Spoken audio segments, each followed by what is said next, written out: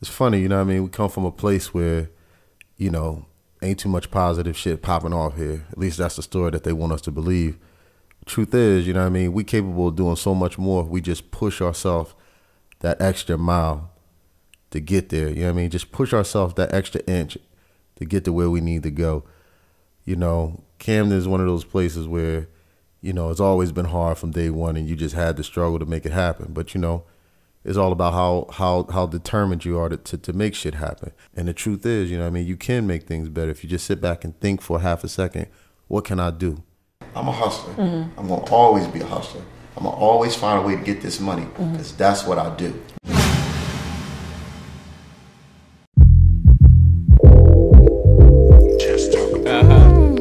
Bounce, bounce, bounce.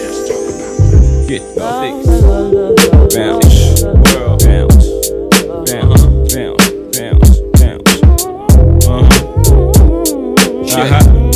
Check. Yo, I'm making short-term goals when the weather falls. Just put away the leathers and put ice on the gold. Chilly with enough bail money to free a big Willie. High stakes, I got more at stake than Philly. Shopping sprees, copping threes. 2 speed, but IS's fully loaded. Yes, bouncing in the Lex Luger. Tire smoke like Buddha. It's important to me because I feel like I represent a majority of people that don't have a voice. You know, we're not really being paid attention to the way I feel like we deserve to be paid attention to. So that's why it's important for me to, you know, get this story out there, get my story out there, you know, and I'm passionate about what I do. You know, I'm cool with where I came from. I'm cool with the journey, so that's why it's important to me. Because I'm passionate about what I do, I'm very understanding about where I come from, and I'm also, you know, I'm not oblivious to the fact that there are others out there that have walked in the same shoes that I'm walking in. I just want to try to spread a story and show people that it doesn't matter where you came from, doesn't matter what you've been through, it doesn't matter the cloud that hangs over your head that comes with convicted felon. You know, if you really want to do something, you can do it.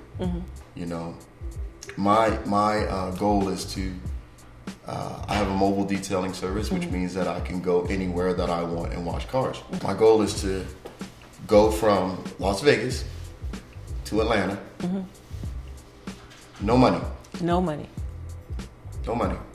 No money at all. No money at all. I'm going to fill my tank up here in Las Vegas, and I'm going to drive from here to Atlanta. Wow. And the only way I'm going to fund this trip is by washing cars. Well, here goes everything. About to go ahead and get this thing started now. Got my, at the gas station right now, about to get this gas. About to head on the highway. Got an empty tank of gas. Gift card, $50. So I'll use this $50. Gas tank right here. Everything's in there. That's on empty. Like I said, I'm gonna go ahead and try to press this thing out. You know, and try to press this thing out here to Atlanta. I'm gonna fill it up here. I got a $50 gas card. Whatever else I need to put to it. $100. Got my gas. Ready to get out on this road. Make this happen.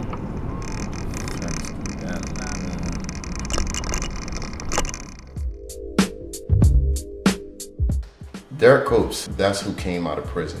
I think to understand Derrick Copes, you have to understand Rudy. Rudy was it was a negative force in my life at one point. And eventually it took me to prison. My actions, things that I did, I was in the streets, sold a lot of drugs, played a lot of games, did things that could have ultimately put me in a graveyard. You know, as bad as it was to be in that situation and go through what I went through inside prison, which, you know, I really think my prison term was a smooth ride in comparison to those that I was surrounded with. I ended up with a 10-year sentence for trafficking, distribution. Because it was my second offense and the quantity that was involved, I was looking at life. Wow. That was a real possibility. Wow. I ended up with a 10-year sentence, and believe it or not, I was happy with that. So that just goes to show you how severe the situation was. Anytime somebody can give you 10 years and you're happy about it, I was celebrating. It's easy to say I had a good lawyer, but I say I serve a great God. So, you know, that's the way that went down.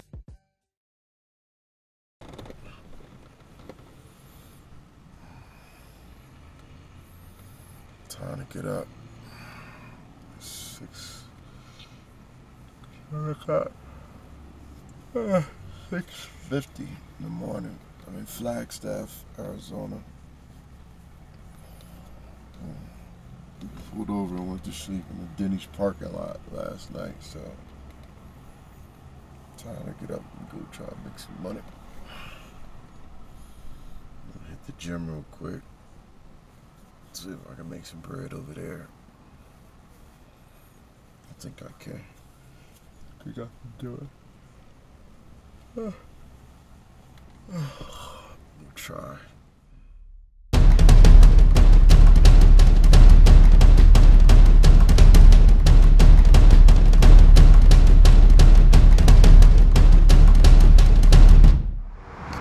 Here's the finished result of the S550 that I just did over here at the gym at LA Fitness. It's the manager's car. Hopefully he's happy with it. I think I put a decent amount of work into it. That's just my basic wash. Gave him a nice little wheel treatment inside and out, vacuumed it out for him. You know, took care of him real nice, you know what I'm saying?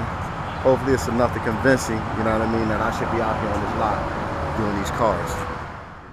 So I'm leaving from Flagstaff on my way to this other gym that the owner told me to go to.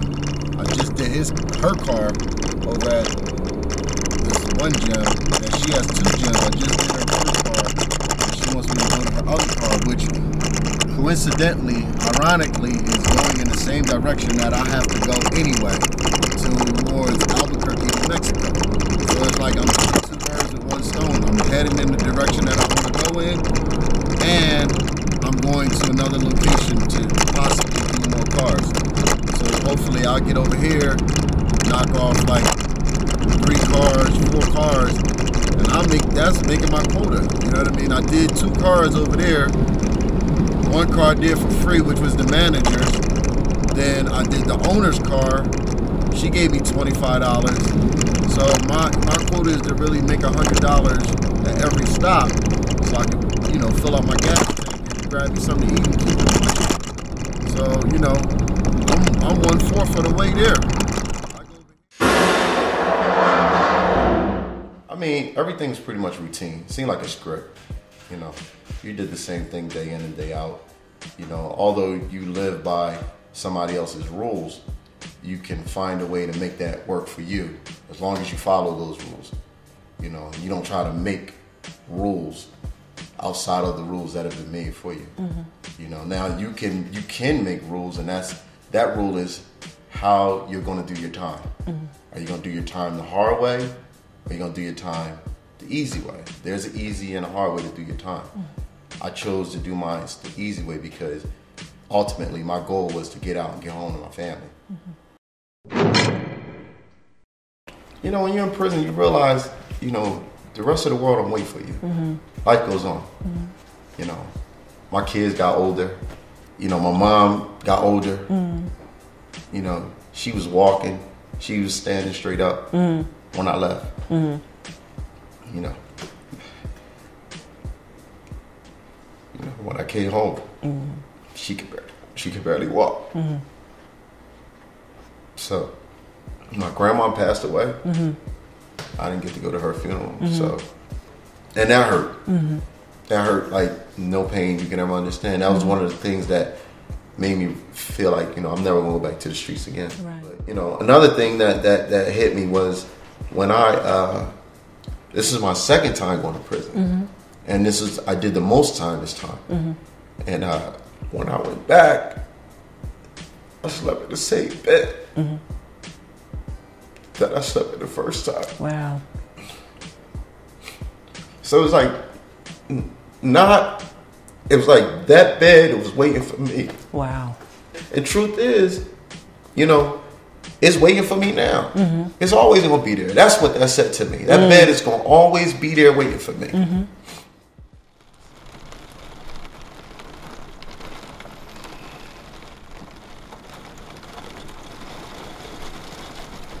Man, this trip has been interesting, to say the very least. It's been more like a roller coaster ride. More downs than ups, though. So my truck starts acting up really bad.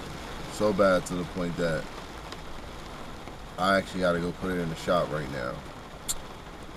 I don't know how much money it's going to cost me, but right now, everything is coming out of my pockets. As you can see, I'm in Oklahoma right now, and it's actually kind of weird because I'm looking up at these skies, man, and this shit don't look good at all. And I don't, you know, it doesn't look good at all. The skies is black. So my brakes, they went on the truck. The guys that fixed the truck back in Vegas,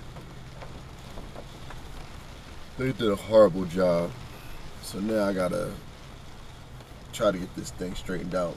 I know this is gonna easily cost me $500, easily. So plus that, plus the gas that I've put in here.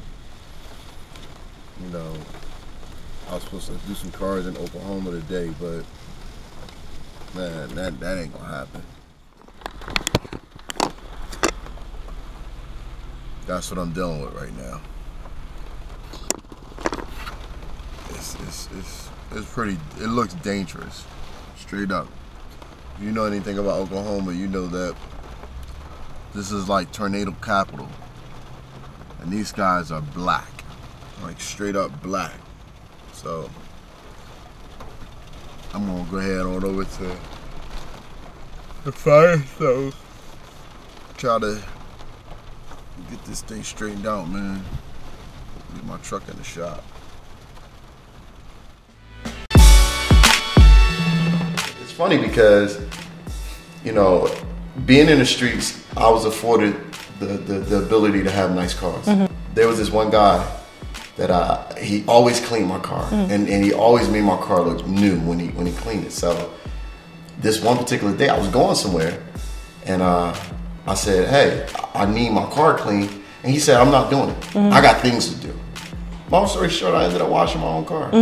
He didn't wash the car. I washed the car, and I realized I totally was able to shut everything out. I was like, wow, I'm not worrying about nothing right now. I'm so lost into what I'm doing and trying to do it right. I felt like, wow, this is what I should be doing. Okay. Morning, man. Just waking up. I am in somewhere in Mississippi.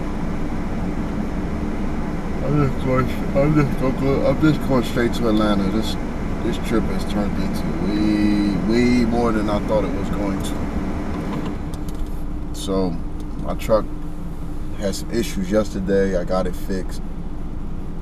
It cost me $1,200. As I was driving last night, I had another issue. My check engine light came on, which is on now. I don't understand what that's all about, but I know my truck, and you know, it's crazy because my truck's never acted like this before. But I guess this long ride was a little too much for it, or whatever. I don't know. And it's pretty much taking its toll on it, beating up on it pretty bad. So, you know, instead of me stopping and trying to do some cars, at this point, I'm just trying to get from point A to point B.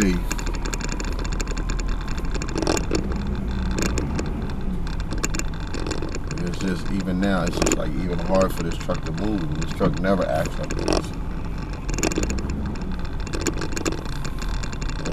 It lost power. So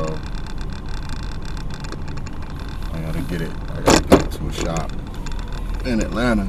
So I'm just, at this point, it's just like, I just need to get to Atlanta, you know, and deal with whatever I need to deal with when I get there. Thank God I made it. Crazy ride, but you know what? I made it. I'm happy I'm here. Ready to make some shit happen. I think I can make some shit happen. So I'm just gonna go at it. Meet some folks and get some shit started. I know what I can do. I know what I can do anywhere I go.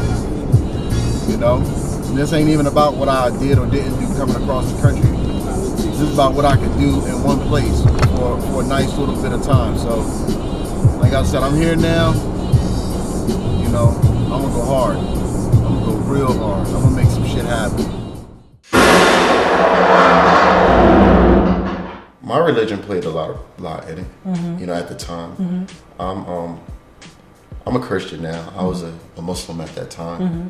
I was a Muslim before I went to prison. Okay. So I know there's a stereotype about Muslims. People go to jail and they turn to Islam. I was a Muslim before I went to prison, so that didn't play. You know, that's not what that was about. But it served me well because, you know, it gave me a foundation to stand on. Mm-hmm. You know, it kind of helped me keep my morals and keep things in check, like they supposed to be. Mm-hmm. You know, I felt like everything that I was doing, everything that I was saying was being watched. Mm-hmm. And you know, that was the teachings of Islam, that, you know, everything that you say and do is being watched. So you need to be careful with the things that you do and the things that you say. So, you know, I did a lot of my time based on my religion. Mm-hmm. I prayed 5 times a day. You know, I didn't curse much, if at all, any at all. Mm-hmm. I mean, you know, I kept a clean area, and not just a clean area, meaning my bed folded, my bed made, my room clean. You know, I mean, just the individuals that I came into contact with, those that I let come into contact with me. Mm-hmm. It was really, I think now it was like a shield. It was a shield of protection. Positive energy around. Yeah, positive energy. It was like people knew what I was about. They knew what I was doing. Mm-hmm. They knew where I came from. Mm-hmm. You know, they knew I was a dude in the streets getting plenty of money. You know what I mean? Living that life, doing things, you know. But, you know, for them to see me be able to be really deep into my beliefs and doing what I was doing at that time, they, you know, trouble stayed away. Right. And that's how I did the time. I avoid trouble at all costs. Mm-hmm. You know, I worked out, I worked. Mm-hmm. It's funny because the first part of my prison bid I did in maximum security. Wow. So in maximum security, I worked in a bakery. I made bread. Okay. Yeah, it was an assembly line. It was crazy. But then when the last 2 parts, well, the next part of my prison term, I served 2 years on a farm, a real farm. Actual farm. Cows and, you know, hay. Wow. The whole nine, milk, everything. You know what I mean? So, you know, I served my time on a farm, and I worked on a farm, and I shoveled cow mess. Wow. That's what I did for $1.60 a day. $1.60. $1.60 a day, 7 days a week. How many hours a day? We did that from, I want to say 7:30 in the morning, anywhere between 7:30 to 9 in the morning to 5 in the evening. Wow, just shoveling cows. That's it. Wow. We talking hundreds of cows. Yipes. So you're just, you're on an assembly line, you're inside of a farm, and you're shoveling cow. Wow. It's crazy because in the summertime, you actually, when you perspire, that's what you smell like because it's just in you. But that's what I did, and you know what? It just came with the territory. As bad as it was, and as much as I didn't want to do it, I talked myself through it. I said, if this isn't what you want to do, then don't come here. And everybody that's been to prison or that's in prison understands, all is fair. You had a home, you should have stayed there, but you're here now. And when you in someone else's house, when you're in someone else's home, you follow their rules. Wow. And the rules was for me to shovel cow, and I did that. So now to add insult to injury, I'm in Atlanta, and I'm just sitting here now. My truck is overheating. My check engine light is on, but my truck is overheating. I'm scared to drive the truck any further than where I'm at right now because I don't want to blow the fucking engine up. So it's just like one bad thing after another. Just keeps on happening. So I gotta get this fixed, and I don't want to damage it any more than it's already damaged. So I'm letting it sit for a second to cool down, so I can try to make it to the Firestone to get them to work on it. But it doesn't look good right now. This shit just goes from bad to worse, man, and now it's just like straight up death right now. So now I just found out that my engine went. I need a new motor. I need a new motor in my car now. Pretty much, in a nutshell, I need a new motor in my car. So all that coming down here, the detail cars and all that, that's out the window. That ain't happening. Not like this anyway. It's over with. But I ain't gonna give up. I'm gonna keep on pushing. I'm gonna figure this out. I'm gonna figure this out. God willing, I'm gonna figure this out, man.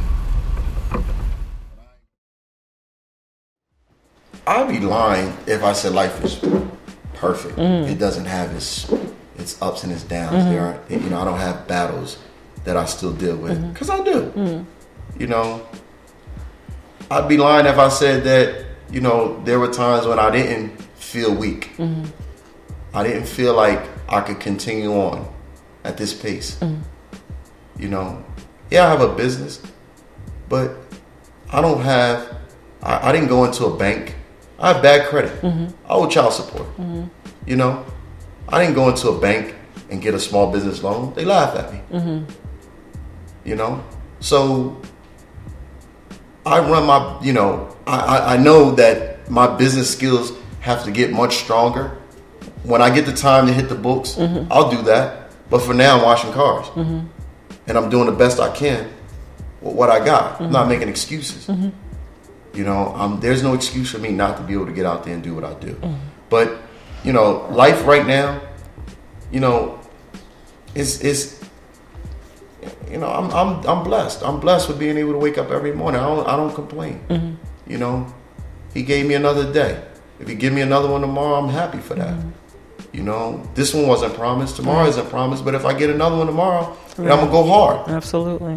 So I take life as it comes to me. This is day 3 here in Atlanta. It's been a long ride, man. Got here Friday, didn't do any cars since I've been here. Shit's just been crazy. So I'm gonna head out into the streets now and see what I can get done, see if I can make something happen. Yesterday was bad. I blew the engine on my truck. I blew 4 heads, which is almost like blowing the engine. Pretty much you need a new engine if you blow heads, or you need to get the heads done over. I put some stuff inside of my engine, at least to try to seal up the heads and see if that works. So far, so good. Thank God, you know what I mean? That's been working, it's been holding. Some stuff called Blue Devil. Poured inside of the radiator, and it tries to seal up, clog up any holes that's in the block. And I put that in here yesterday, Saturday. see if it'll hold. It's been holding, so now I'm gonna take it out on the streets to see, you know, if I can move around a little bit, you know, see if it'll really hold.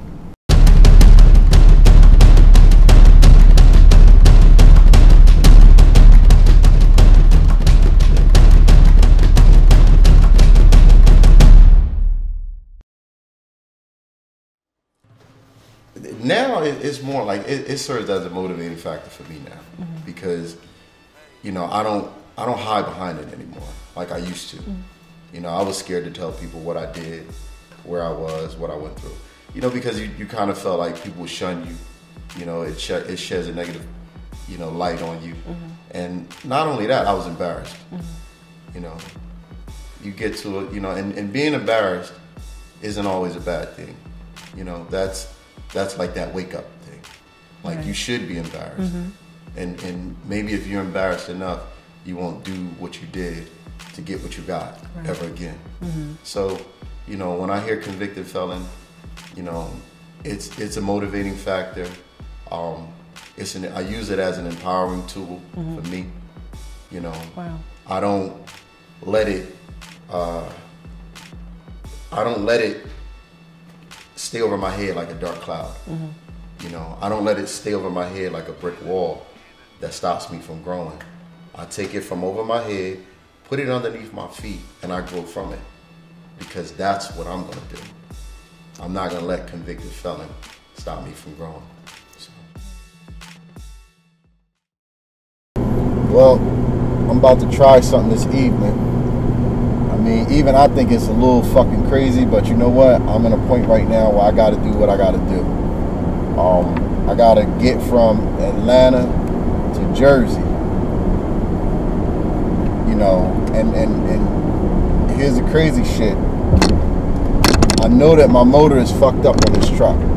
I know that for a fact. My motor is fucked up. I was able to get some shit, I told you a couple days ago, to put inside the engine to seal up the leaks that I have. But I'm about to take a real fucking chance and drive from here to Jersey. And I want to get up here by tomorrow, so at least I have a couple days that I can get some work in. Because this is where my real base is at. This is where my real, where I started all this shit from. You know what I'm saying? Like, I know for a fact if I can get up to Jersey, I can get some money. My situation right now is I just got to get from Atlanta to New Jersey with a fucked up engine, and pray to God that I can do that I can make it from here to there without this thing blowing up on me. You know, I'm gonna try to document as much of this as I can, you know, and like I said, just pray to God that I can drive through the night and just get up there. So this is where I get to stay when I come here. I'm actually staying at my lawyer's house while I'm here in Jersey until I go back. Pretty decent spread. Pretty nice house. But he's kind of going through his own shit, and I gotta figure out what the fuck's going on with him. Crazy how things come full circle. He helped me out. Now he's probably going through some shit himself, and I gotta help him out of his shit. What else is new? He's always going through something. Either fucking fight with his family, some business partners or something, but I know right now his life is on the rocks. I gotta try to help him, try to figure out what the fuck's going on with him. But anyway, when I come here, this is where I stay at. So.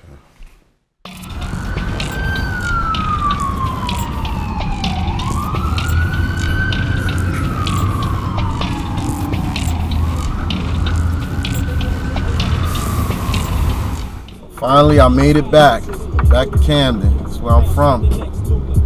These streets right here, these some hard streets right here, man. That's where I grew up at. Drug infested, murder, rape through the ceiling, poverty level beyond low. You can't even calculate how fucked up the poverty level is here. But, you know, this is where I come from, right here. Camden, New Jersey. You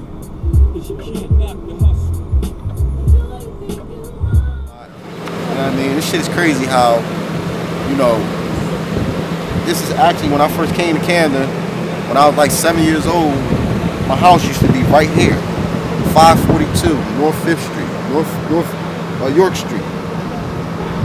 My house actually stood in this lot right here. Like in this same spot I'm standing in, this is the house that we grew up in.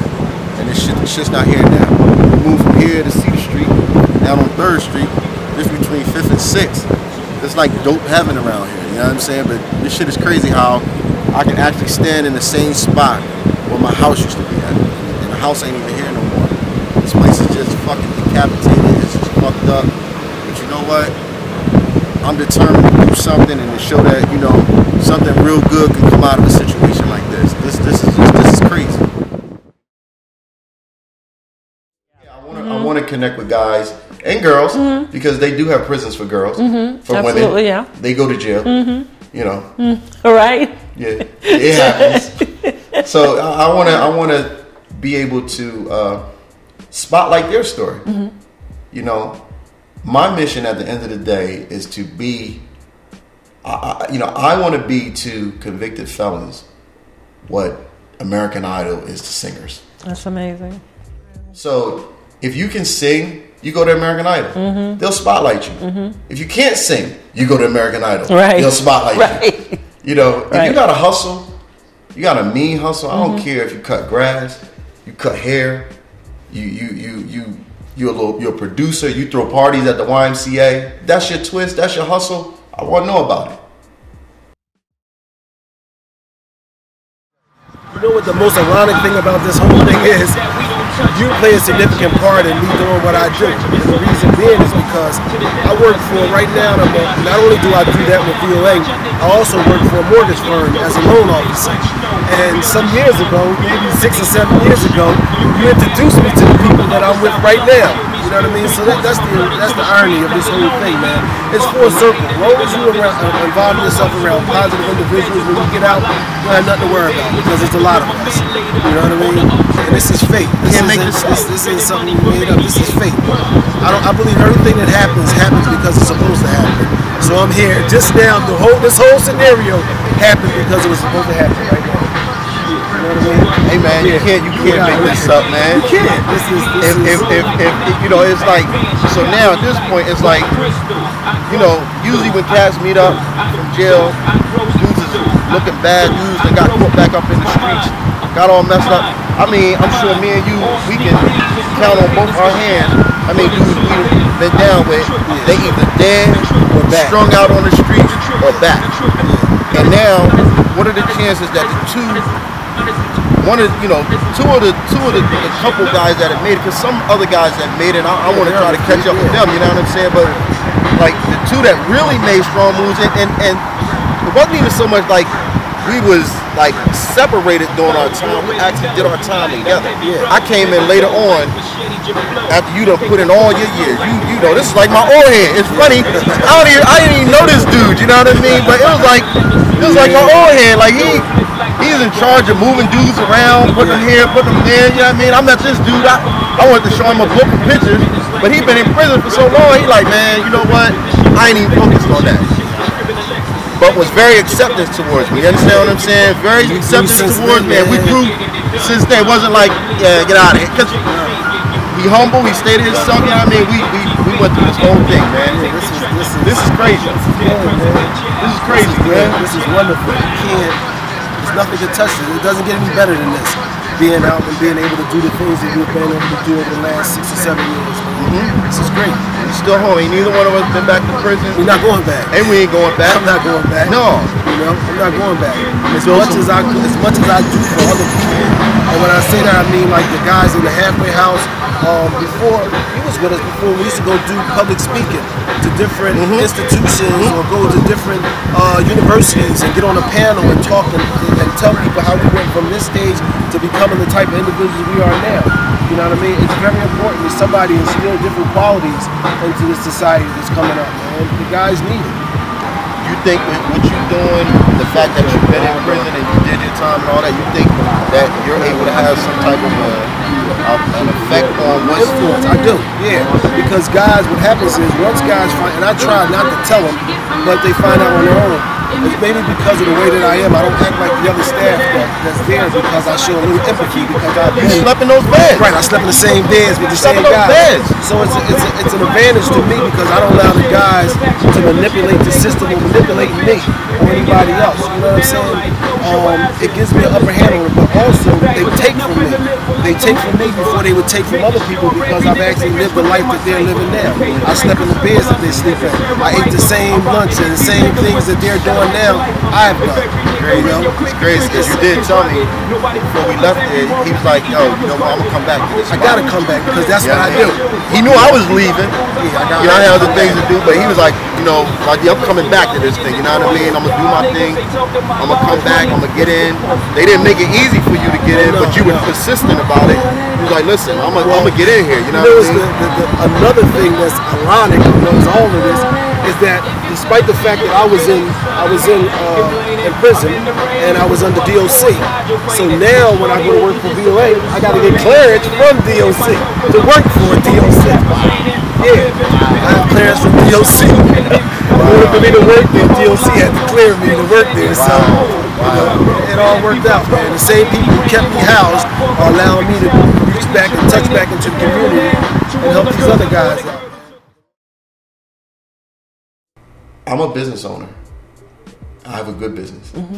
But I realize that at the end of the day, no matter how good my business is, how nice my smile is, what my demeanor is like, what my personality is like, I understand that at this very moment, there are many places that I can't walk into right now and fill out an application and get a job at. Places that wouldn't even hire me to push their shopping carts in their parking lots. Wow. And I employ people. Right. That is a deterring factor. That's a hurting feeling. Yeah, I bet. To guys that come home and they want to do the right thing and they're trying to do the right thing and, you know, the bills are piling up. That's another thing about prison. When you go away, those bills don't stop. No, they pile up. When you come home, they there. That child support, oh, that's waiting for you. That fine you got to pay parole or probation, oh, that's waiting for you. You got to pay that.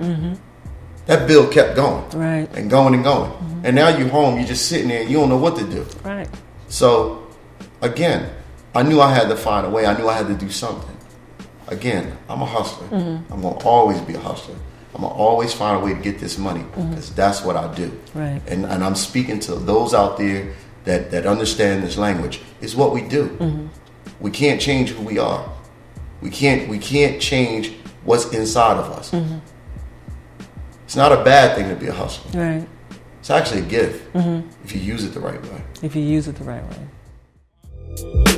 Taking out this time to give you a piece of my mind. Cause you can't knock the hustle. But do you think you are? Baby, one day you'll be a star. Can't knock the hustle. But until then,